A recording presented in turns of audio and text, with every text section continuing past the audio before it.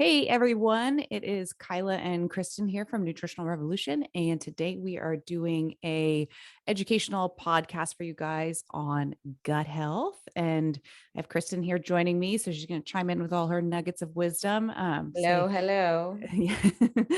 Kristin is has been a Nutritional Revolution practitioner for a couple years now, I think, Ah, and we have seen all of the digestion woes with endurance athletes. So we get a lot of questions in that area. So we're going to be diving into that today and hopefully helping you guys out a bit. You guys can also watch this as a YouTube recording if you are listening right now. And we are going to start just by breaking down what happens before things hit the digestive system. What happens first? And for those of you who are familiar with the anatomy already, feel free to skip ahead. But we're going to start with chewing, as simple as that sounds. And many times we are in a rushed world. We're moving quickly, we're grabbing things fast. And I think we're not even chewing enough to break things down. Would you agree, Kristin? 100%, especially as parents and athletes, we're constantly eating in our cars or standing up at the table. So, very rarely, and I'm guilty of it as well, are we sitting down at the table for every single meal and snack and actually like thinking about chewing our food. So, Totally. I had heard from, oh goodness, if it was a professor or not, but to chew your food 20 times before swallowing. And so to kind of think about that when you're eating and realizing like, wow, either this feels like a lot of chewing or yeah. this is not enough. Of course, different food items are going to require probably different amounts of chewing, but just to kind of keep that in mind, we start that digestive process in the mouth, and carbohydrates actually can be absorbed and digested in the mouth from salivary amylase. So that is part of the, I guess, the impact too from the, what is it, the mouth rinse The in, mouth rinse. Yeah. yeah. Yeah. So you get, if any of you guys have heard of that, when you're racing, swallow some, or not swallow, swish in your mouth some of your electrolytes and spit it out. That is why, part of why that can be effective. So after you chew your food enough, you swallow, it goes down your esophagus and then it hits your stomach. So your stomach's going to start churning that food around, breaking it down even further. You'll get some of your, we call it proteolytic enzymes and lipolytic enzymes. So the ones that help break down the proteins and fats into just smaller and smaller molecules. Once those guys are small enough, your stomach will allow them, it turns into chyme, and then it can pass from the stomach into the small intestine. And your small intestine is quite long, and the first 40 inches or 100 centimeters of your small intestine is highly active, meaning a lot of the digestion and absorption will take place in that first 40 inches of the intestine. So if we did not break things down enough, and now they're trying to exit out of the stomach and hit the small intestine, and they're still not broken down enough, can they be pulled across that barrier and absorbed? More than likely not. So keeping that in mind. And as that food hits that small intestine, we get some hormones released that signal enzymes to be secreted from our gallbladder, our pancreas, to just further break down those foods to down to that very small molecular form so they can pass across that intestinal barrier and be absorbed. Fats break down all the way from visible globules all the way down to what we call monoglycerides, so a single molecule of fat. And then we have that brush border lining that helps reduce our carbohydrates that we eat down to what we call monosaccharides. And again, single molecules to help pull those across the border. And then same thing with proteins, those amino acids become the easy things to cross across the barrier, as well as dipeptides and tripeptides. And then the remaining length of our small intestine, we will start to pull through some of our macronutrients, additional macronutrients, vitamins, minerals, some of those trace elements, and fluid gets absorbed towards the end of the small intestine, or sorry, large intestine and colon. So lots of stuff going on there. So once we get out of that small intestine, we pass into the large intestine and actually towards the end of the small intestine, we see a little bit more of the breakdown of fibers that make it that far. And the large intestine, the gut bacteria, get to have kind of a ball with the fiber that gets there. And the fiber is a prebiotic. So a prebiotic, and many of you are probably familiar with a probiotic. You see those on the supermarket shelves all over the place, but prebiotics are found naturally occurring in foods. They are the types of things that actually make it through the digestive system and help basically give the bacteria some food to eat to survive. And when the bacteria break down these prebiotics, they produce a byproduct called short chain fatty acids. And this actually helps support the health of our intestinal lining, as it is a fuel source for our intestinal cells. And then it's actually anti-inflammatory. So many times, if we're not giving those prebiotic foods to the gut bacteria to break down, it can, because they're not producing that anti-inflammatory effect of that byproduct, it can be promoting more of a pro-inflammatory state. So just something to be mindful of there. I know Kristin gets a lot of questions about probiotics as well. Do you want to chime in about that? Well, I think, a lot of my clients, when they're experiencing gut issues, think that, a probiotic is going to be the fix. And while it does help, obviously, it'll help cure some inflammation down there. And what we really need to do is focus on the entire population of the gut, which is prebiotic fiber. We need to feed that probiotic. So just increasing the variety in our diet. So yes, there is a place for probiotics, but it's not a lone fix to gut issues. Yeah. I had heard someone say as well, our gut is like a rainforest, and it's very diverse, and it wants to be very diverse. And if we are, when you think about the probiotics, a lot of those probiotic supplements out there are really I've only seen like a max of maybe 20 different strains in one product. And that's saying a lot, but our gut has billions of different strains. Billions. Yeah. So you know what? I just heard this. Our gut microbiome weighs like 2 to 6 pounds. oh my goodness. So it just shows like that is how big and diverse this area of our body is. I believe it. And so, yeah, we really need to focus on, diversity and making sure that we have diverse gut microbiome, because that's really kind of the ultimate key to long-term gut health. Yeah, definitely. I think we miss that a lot, and we'll dive into some of the reasons how the gut microbiome can potentially be altered, things we can do to hopefully promote a healthier gut microbiome. We'll get into that in a second here. But while we are on the large intestine, we'll dive a little bit more into just a little bit more gut microbiome talk, in the sense that if we have appropriate, quote unquote, good gut bacteria down there, they actually can help produce some of our vitamins, specifically quite a few of our B vitamins. So we have biotin, riboflavin, thiamine, folate, pantothenic acid can be one of them. And then one of our fat solubles, vitamin K, can be produced by that gut bacteria as well. So we still need to eat those things in our diet, but the gut bacteria can help create basically more of that for us as well, so long as we're feeding it appropriately. So one of the common things that I hear a lot of athletes coming to me with is they had some GI issues. They go maybe to their PCP, or maybe get referred to their gastroenterologist. Sorry if you guys just heard the fire engine go by. And they get diagnosed with this kind of like overarching term of IBS, or irritable bowel syndrome.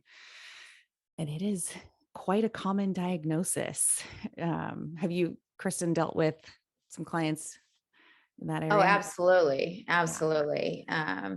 And it's also a very broad term, as Kyla will get into. Yes. Yeah. So the American College of Gastroenterology defines IBS as abdominal discomfort associated with altered bowel habits.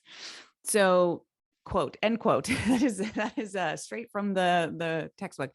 So, I mean, that is very vague, very broad. And so many times we'll get athletes coming to us saying, I had my gastro diagnosed me with IBS, sent me home with this probiotic. Sadly, the probiotic they likely referred has 1 or 2 strains in it too. So, and they're still having issues. So I want to dive into a little bit deeper. There is some kind of more detailed level defining what IBS is and specificity. And so it is defined as consistent, at least meaning 1 times a week for the past 3 months, having altered bowel habits or GI issues specifically related to defecation, changes in frequency of your stool, or form or appearance of your stool. So I feel like many people probably listening are like, well, yeah, like my bowel habits change. And, you know, whether that's in related to your training and maybe you have issues when you're running on longer runs, but then weekdays you're totally fine. So maybe 1 day a week it's an issue, or maybe you go out to eat at the, I don't know, get a bean burrito or something, and then it's a problem as well. So that might be putting a lot of people into that quote unquote abdominal discomfort associated with altered bowel habits category by definition. But I think we need to dive into exactly what's going on there a little bit further.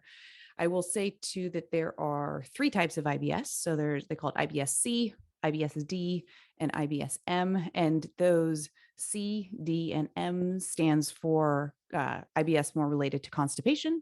And there's IBS-D more related to higher levels of diarrhea.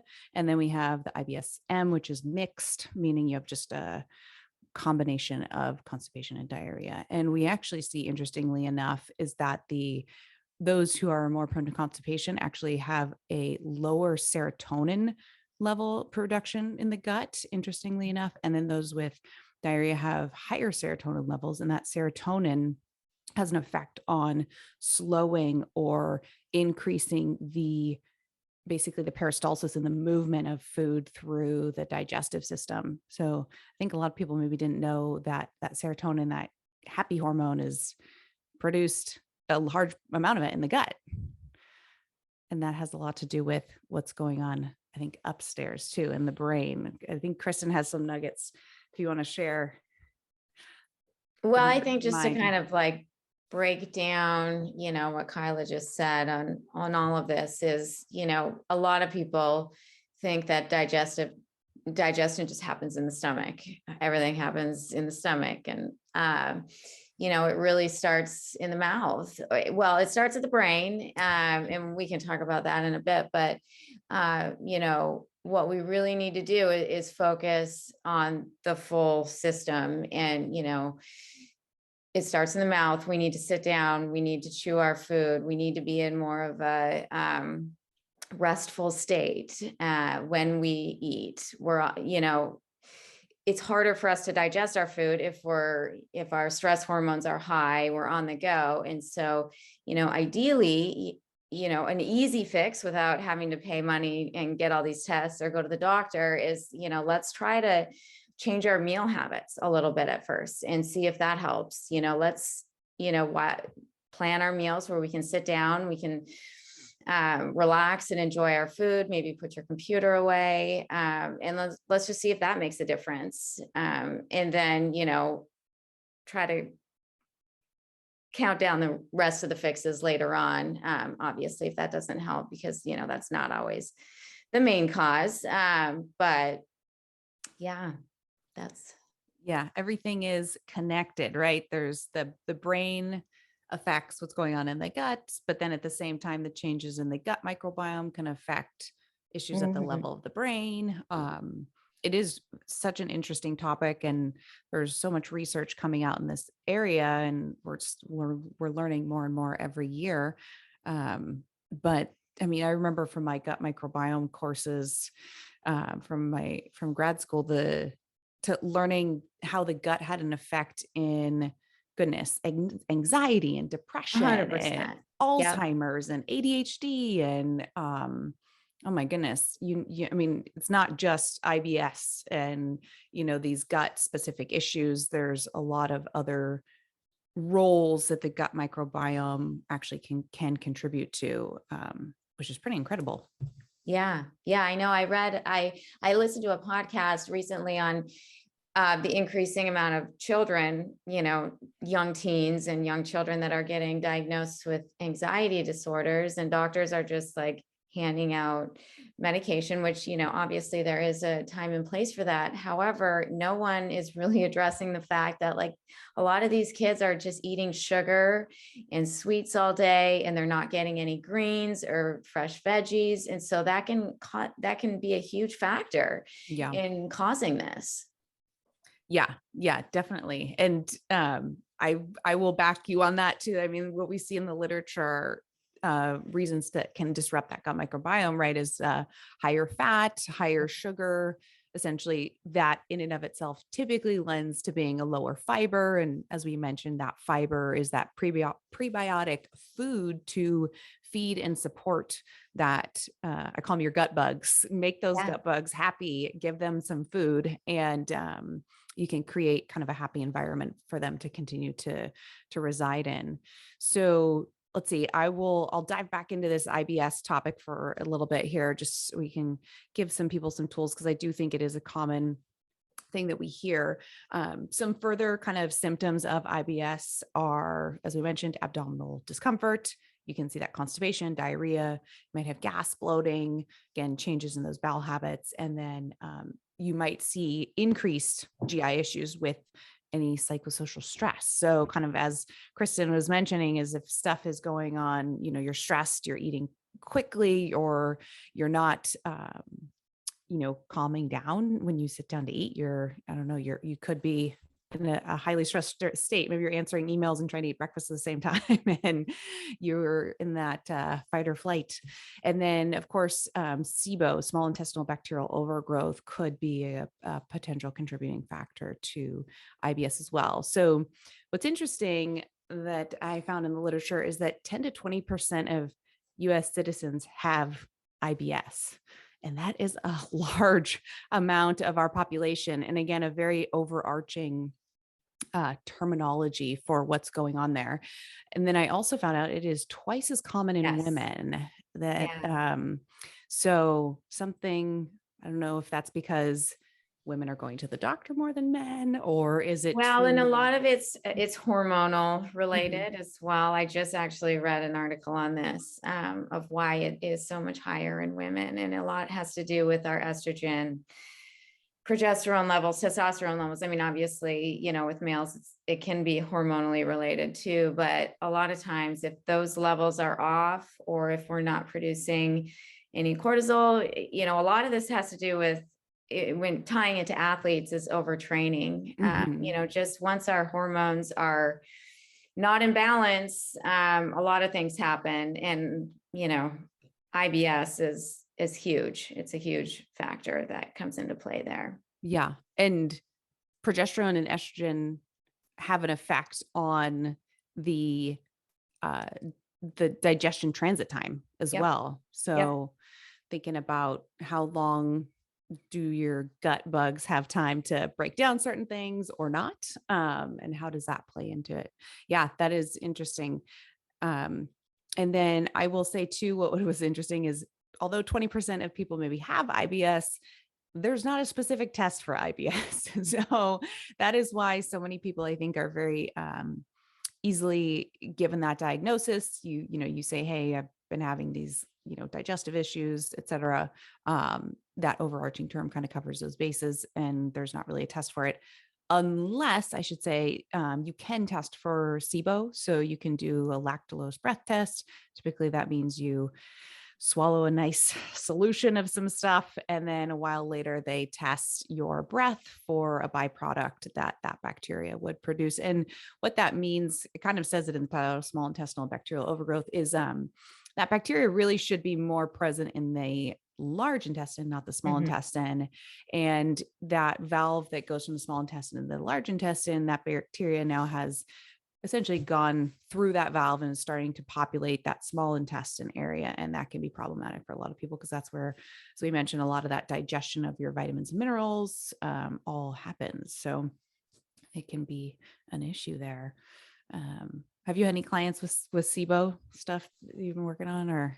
I have, and I just want to, I've had some clients that have thought they've had SIBO and kind of want to go on a, SIBO diet. However, I do not do that unless we have a positive Sibo test, because the Sibo diet can be very restrictive.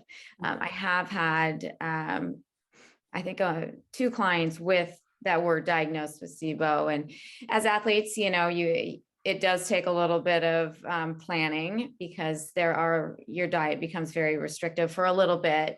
And so you just want to make sure you're working with someone that's really knowledgeable in that area, because we want to make sure that we're adding things back in after we've done taken everything away. Yeah. Especially for athletes, because that's when we could go into a low energy state and potentially get injured, or then you get the cascade of all the issues from that. Yeah. Yeah. I think that can lead to a bit of food fear. I've Yeah. had clients where they had GI issues and had gotten to a point where they had removed so many things and then feared bringing those things back, because the GI issues were such a pain, literally and physically, that they're very hesitant to do it. But when, the diet is so restricted like that, like Kristin's saying, and we'll dive into here, is like, you have to remove these things that potentially are causing an issue.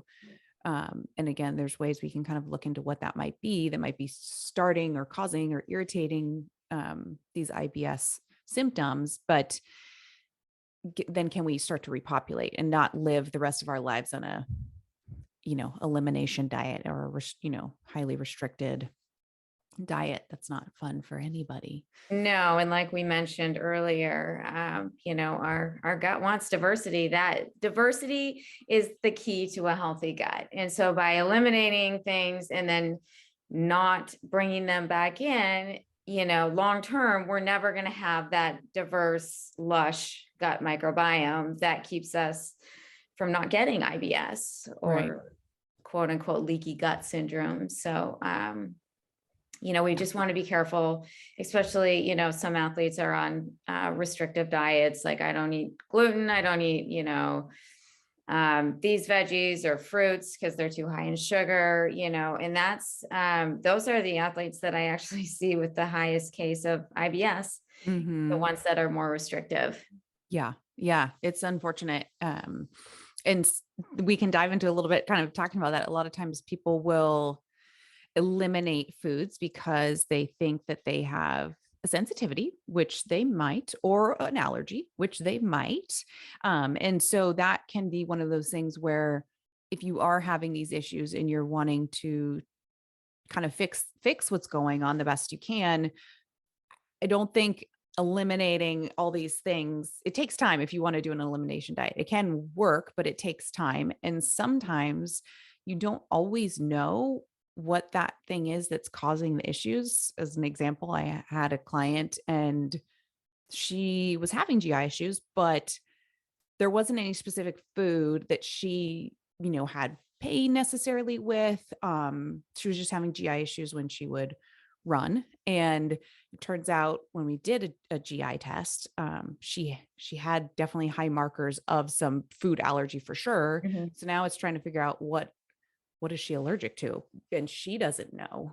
So we can do some allergy testing for that to remove that thing that's potentially causing some of this irritation or inflammation in the system. So yeah, I mean, with that, if we are doing stool testing, there's so many cool things we can see with a stool test too. It's like, I mean, we can see what your, levels of quote unquote good bacteria are. We could see if there's any dysbiosis going on. We can see if there's, again, as I mentioned, allergy, if we see some elevated eosinophil protein X, we will see that on some of the tests. If we see calprotectin, that's usually, if it's elevated, it's likely due to inflammation. Or if you're a high user of NSAIDs, be mindful of that, endurance athletes. And then I have also had athletes who have had parasites. So you think about triathletes doing a lot of open water swimming. You're taking in some river water, some ocean water.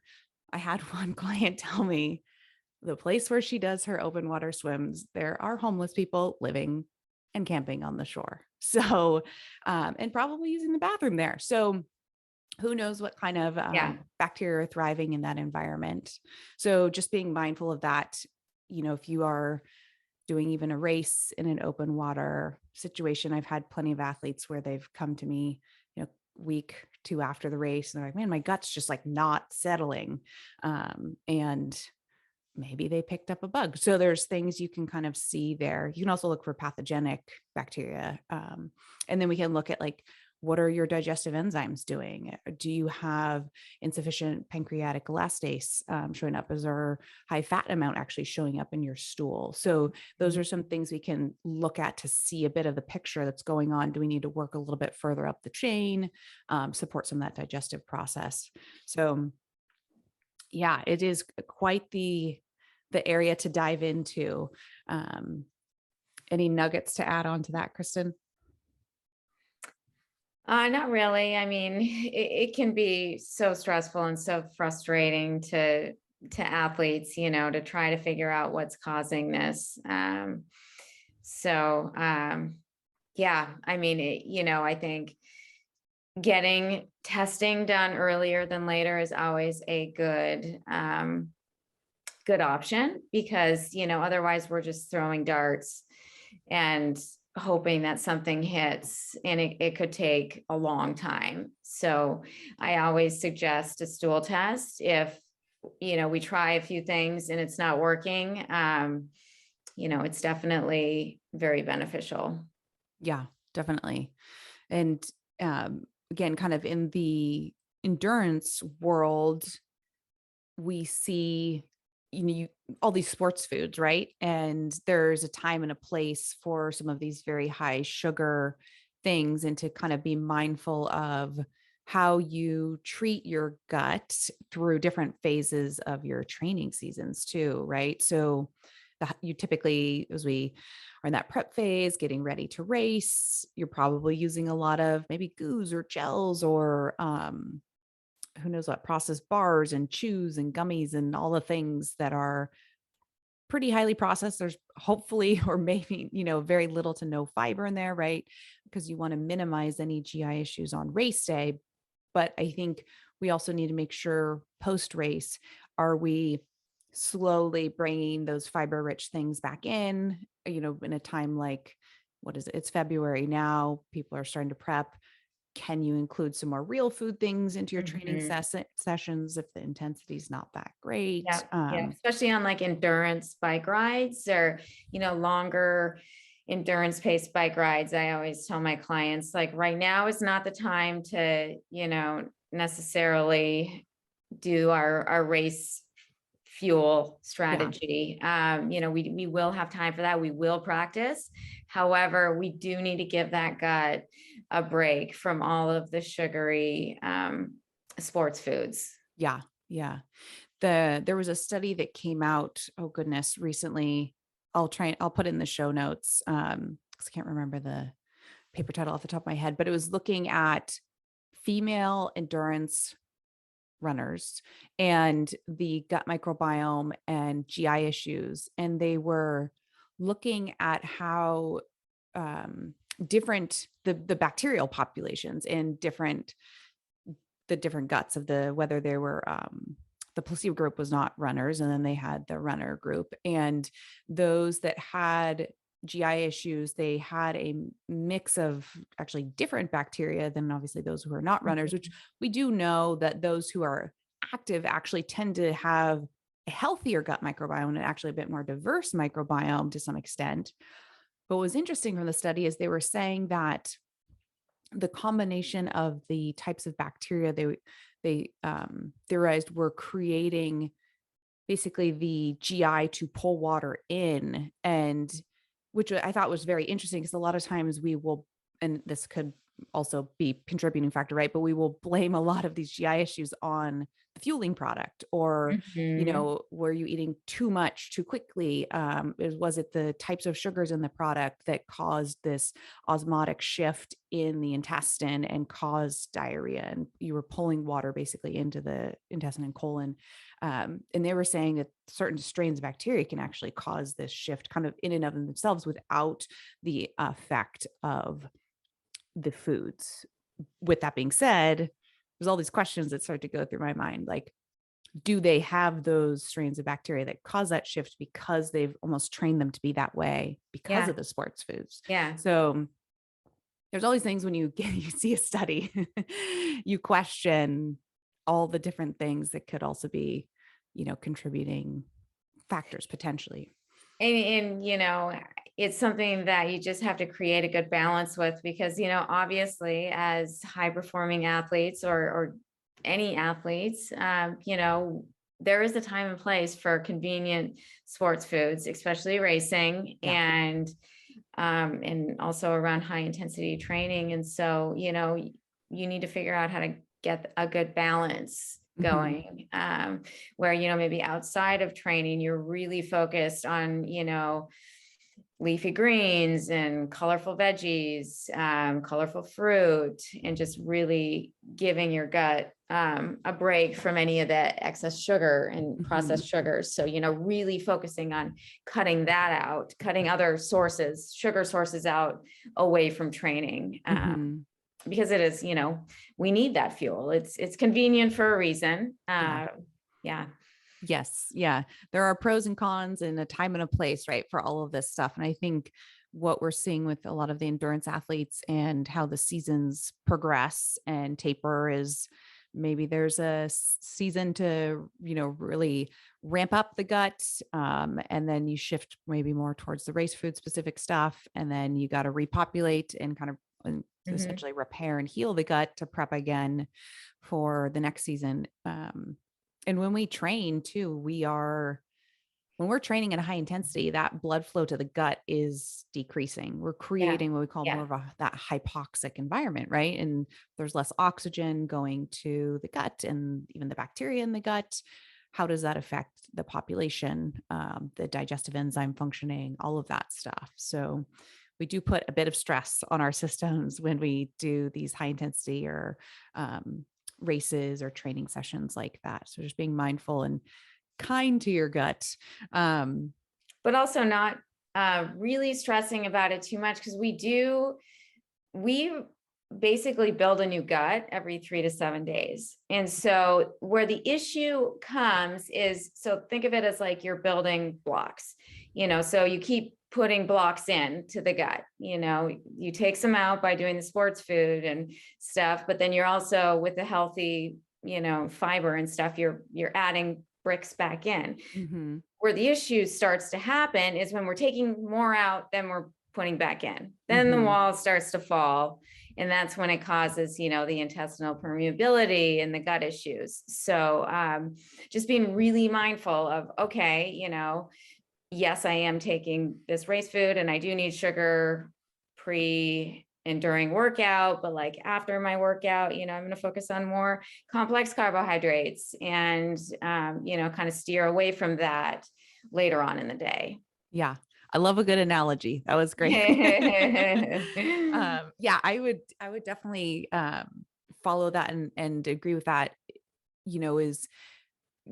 time and a place for that processed food. Can it be either just before and during, your training sessions, but also like you're saying, when we finish that session, can we do our recovery and get to a real food meal and not rely on pastries or, I've had athletes throw in cookies and chips and, and kind of being mindful too of those things you're also opting for, because that is one of the things that we see. And as we've mentioned, if we're consuming a higher fat, a higher sugar diet, that we just tend to have a less diverse microbiome. And can we eat some of that real stuff? And I think with endurance athletes, where I've had clients struggle is those that do have GI issues when they train, even when they train and sometimes when they race as well.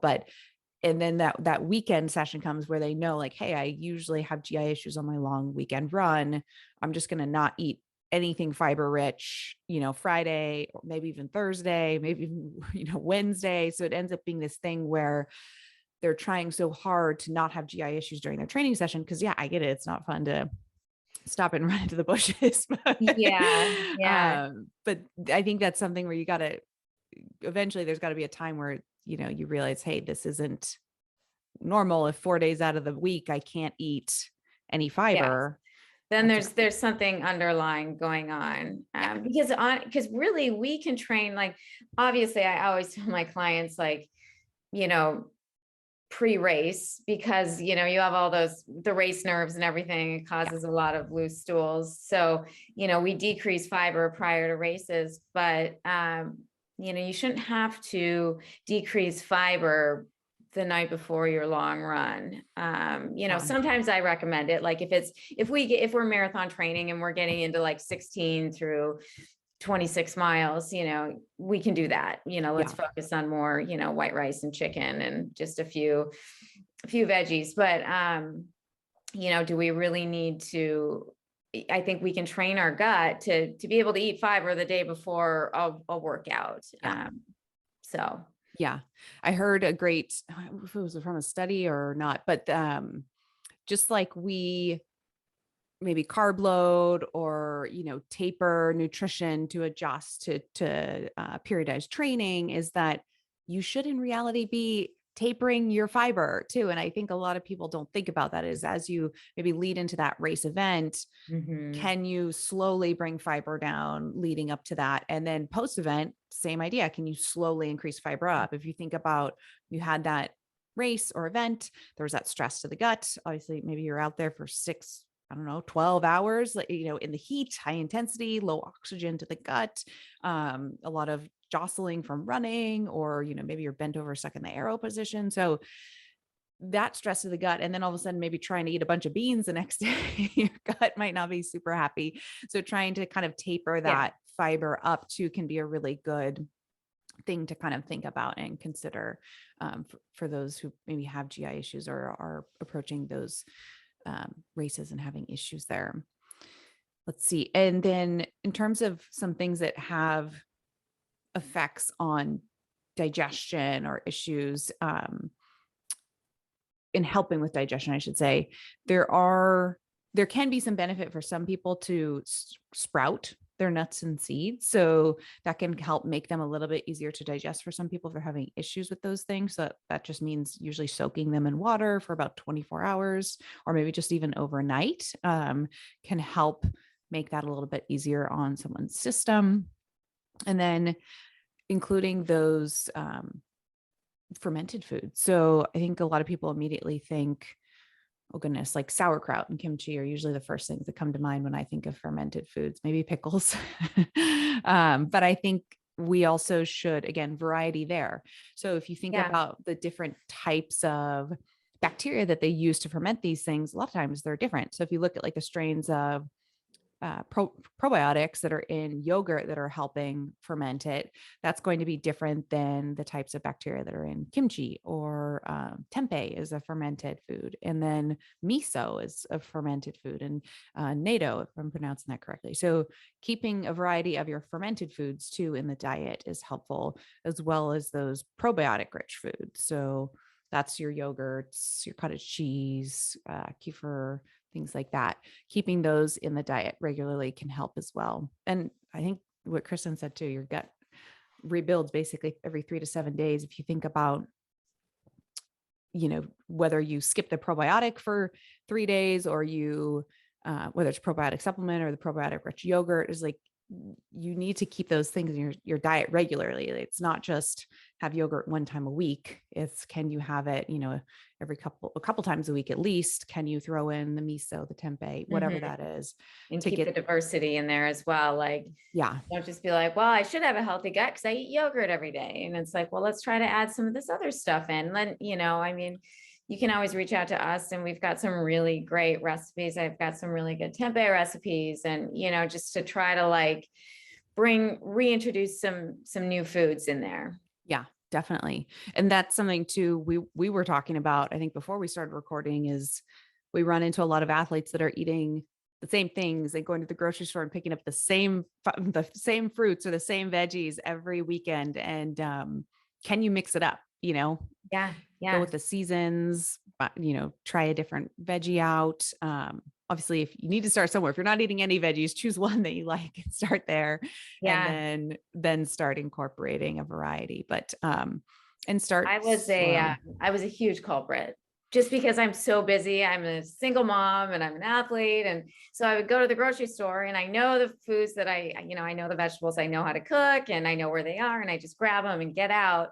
So what I did, I actually subscribed to Imperfect Produce. Oh, nice. Yeah. So I get a box delivered to my house and I hate wasting food. And so I just, now I get a box of, different fruits and veggies. And I just try to, come up with new recipes, how to use them. And so that's a great way to introduce variety into your diet. Because it is hard when you're time crunched and you go to the grocery store, you're not like, oh, let me think of a good recipe for this. And, you don't want to waste food. So yeah. And it also helps you follow the seasons, I would imagine too, the way they put those together. So that's awesome. I love that. So let's see, to kind of finalize some tips to help support your gut, we have having daily physical activity, which I think probably many of our listeners already do, maybe more than just the daily recommendation of physical activity, getting a variety of those fiber-rich prebiotics. So whether it's, I think a lot of athletes too just don't eat beans. I find that with a lot of my clients that unless they're a vegan or vegetarian, a lot of people don't eat beans. And that is an excellent source of fiber. And I will say that different beans react differently for different people. So find a bean that works for you. Maybe it's navy beans and not pinto beans.